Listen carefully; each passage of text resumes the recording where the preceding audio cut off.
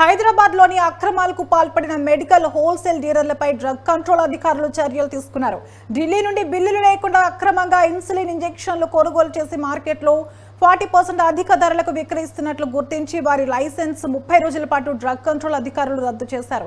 ఈ మేరకు Secunderabad drug hub, సుల్తాన్ బజార్లో శ్రీ పరాస్ మెడికల్, మల్కాజ్గిరిలో శ్రీ గణేష్ ఫార్మా, కాప్రాలో శ్రీ రాజరాజేశ్వర డిస్ట్రిబ్యూటర్స్, కాచిగూడలో శ్రీ బాలాజీ ఏజెన్సీ లైసెన్సులు రద్దు చేసి షాపుల నుండి 52 లక్షల విలువైన ఇన్సులిన్లను అధికారులు స్వాధీనం చేసుకున్నారు. ఇక ఇదే అంశంపై మరింత సమాచారం మా క్రైమ్ బ్యూరో చీఫ్ కృష్ణ అందిస్తారు. కృష్ణ, చెప్పండి.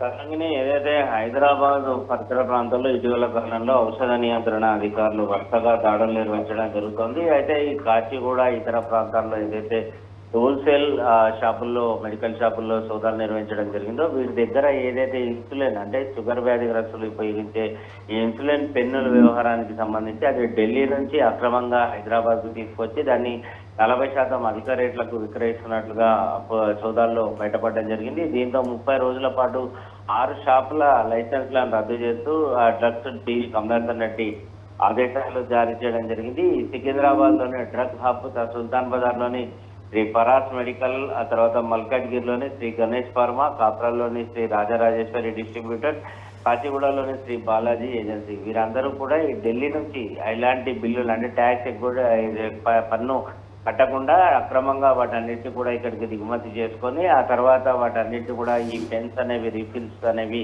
వాని మార్కెట్లో విక్రయించడం కూడా జరుగుతుంది. సో ప్రస్తుతానికి 30 రోజుల పాటు ఆ లైసెన్స్లు అనేవి రద్దు చేశాం. భవిష్యత్తులో ఇదే తరగాల కనుక కొనసాగితే ఆ షాపుల యజమానులను జైలుకు పంపుతామని ఔషధ నియంత్రణ అధికారులు హెచ్చరికలు జారీ చేశారు. ఏ బిల్కైనా సరే ఖచ్చితంగా ప్రభుత్వం నిర్ణయించిన ధరలకే విక్రయాలు చేయాలి. అంతేకాకుండా ప్రతి బిల్ వ్యవహారానికి సంబంధించి ఖచ్చితంగా వాటికి సంబంధించిన బిల్ అనేది ఖచ్చితంగా ఉండాలి అని చెప్పేసి అధికారులు చెప్పడం జరుగుతుంది. Okay, right. Thank you Krishna.